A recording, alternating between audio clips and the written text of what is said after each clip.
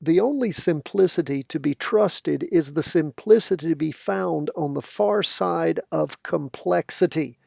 Alfred North Whitehead.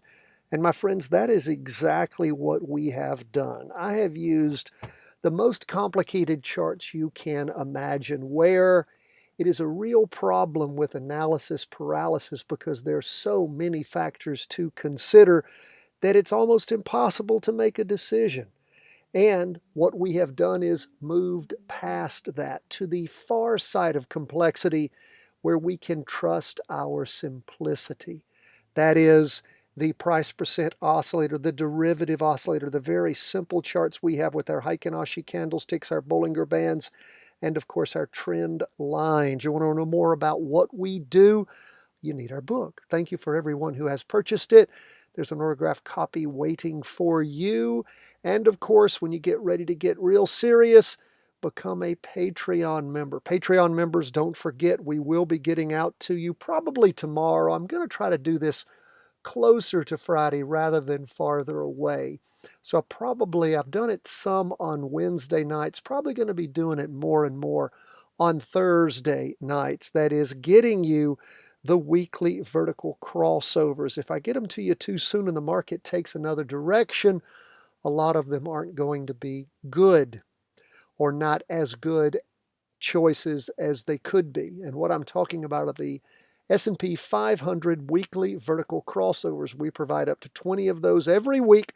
We try to do 10 up and 10 down. Some weeks there aren't enough up or down, so we add more from whatever the prevailing side is. We'll see how this week goes. That analysis will be ongoing. Now, let's jump into these charts. We see stocks are mixed for the day. The S&P 500 down a little bit. The Nasdaq 100 up a little bit. And in fact, both of them, let's see, it looks like the S&P is down 0.10. The Nasdaq 100 up 0.08. And of course, bonds down a little bit, 0.26%. Gold down a little bit, 0.07. Bitcoin rebounding a little bit, up 12.97%. Does that sound like a lot? Well, for Bitcoin, not really. Let's jump first into the S&P 500. What do we see going on? We have a green spinning top, almost a doji for the week. Price percent oscillator still heading down, flattening out a little bit, not as much as it was prior week. Derivative oscillator still gaining downward momentum. 2-day chart still moving away ever so slightly from the red signal line. We do have a green open box candle for the week. It's small with a long wick on top, piercing the 2-day trend line. Now, this candle is drawn. The prior candle represented Friday and Monday. This is the Tuesday, Wednesday candle. Derivative oscillator has gone just a little bit negative. Go to the half day, you can see a little more, where things had bounded up for 2 days quite strongly and then sort of rolling off and losing some of that snaz. Did cross over, so we'll go ahead and redraw our half-day chart, but we can see where things just sort of lost it there at the end, and we'll just continue to watch and see how things are going to go. The divergence is still in effect. We'll see if and when these charts are going to roll over hard. What about the Nasdaq 100 moving up even higher as far as the week itself goes? Not quite crossing over yet, still not enough any derivative oscillator is positive, but not that price percent oscillator. 2-day chart, we can see a nice big green up candle moving even higher.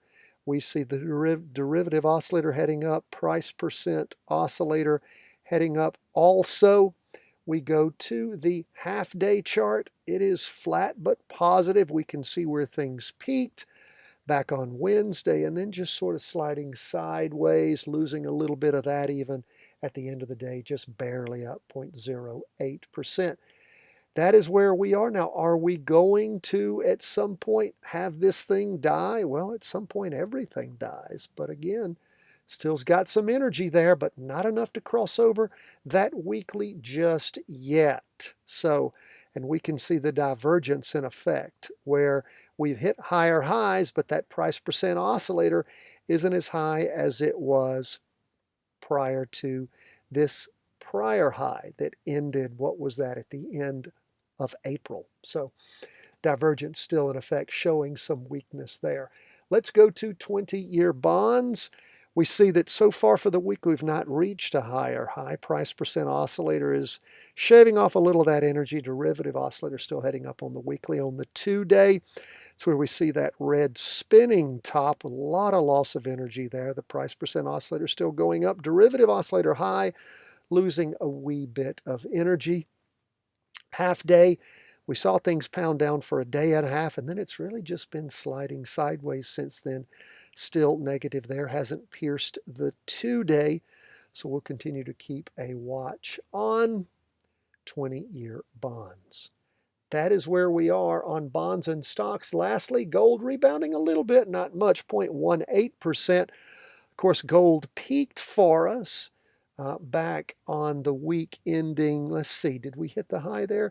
178.85. The prior week, 178.61. So yes, gold peaked back on the week ending the 4th of June, and then sort of started losing all of that, devolving a little that next week, really hammering down last week, and this week down, but not hitting the low that it had previously hit. Hasn't crossed over going down, but sure is getting close. Derivative oscillator also losing energy. 2-day chart, we can see where things had pounded down for 6 days.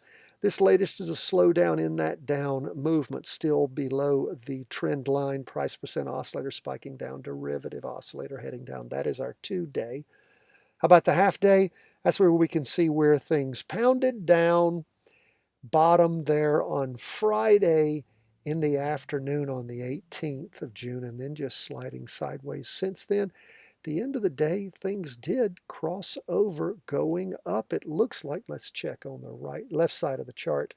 Nope, not quite. Oh, wait a minute. That's the opposite because it's in the negative. So it did manage to cross over just at the end of the day. That's where we are on gold. Now remember, friends, this is the summertime trading zone. We didn't really have a summertime trading zone last year. This year, it looks like we're having one where things get sloppy. A lot of the volume goes out. Don't get worried about this. This is a tough time of year to trade, but by all means, you need to practice it. The better you can get in the summertime, the easier it's going to be when we get into the fat time of year, the fall-winter trading zone. Now, lastly, we'll go to Bitcoin. Bitcoin rebounding, as I said, a little bit, up 12.97%, virtually 13% there. We can see, though, over the course of this week, we've already hit a lower low. Price percent oscillator still spiking down. Derivative oscillator going into its 3rd week of losing some downward momentum. Look at this 2-day chart. That, again, is where you can see the spike down. Price percent oscillator still heading down. Not as not as drastic as it has been in weeks past, but still going down. Derivative oscillator shaving off a little bit of its energy. Go to the half-day chart, and you can see where things had really pounded down through Tuesday and then gaining a little bit back on Wednesday. Not enough to cross over on that half-day chart, but looking better. We keep hoping Bitcoin's going to find a bottom. Don't know when, don't know, well, we know that at some point it will find a bottom, but hopefully it'll be sooner rather than later. But if you're interested in Bitcoin, learning how to trade it, what do you have to do? Well, you got to practice trade it with us. We got great charts for helping you learn how to chart and track Bitcoin. That's where we are as we end the day, my friends. God bless. All the best from the whole team at Charting Wealth World Headquarters.